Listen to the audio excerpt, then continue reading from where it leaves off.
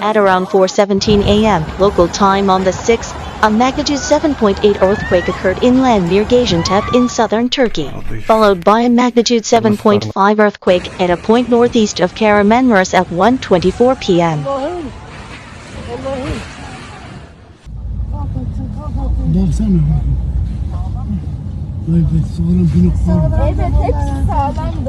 The death toll from the devastating earthquake that struck Turkey and Syria is approaching 4,000.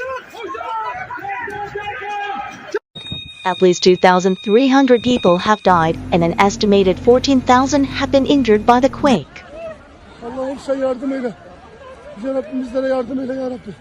At least 5,600 buildings collapsed, and a total of 7,800 people have been rescued from the rubble, the Turkey Disaster Management Agency said.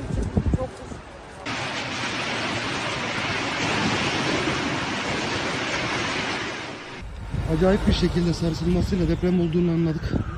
Geri döndük tekrardan yıkılan. Allah'ım sen yardım eyle.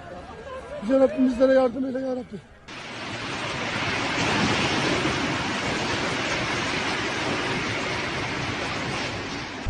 Allah'ım ne olur yardım et Allah'ım. According to Turkey authorities, 10,000 rescuers have been dispatched to 10 regions. Karşıda evler yıkık vaziyette. Allah'ım sen bizlere yardım eyle. Allah'ım sen bize yardım eyle. Rescue efforts are underway, but some areas remain unreached.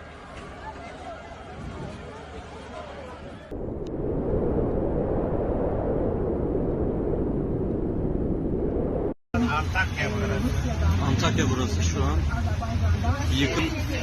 Yakın her yere vurulmuş. Ayakta bina yok.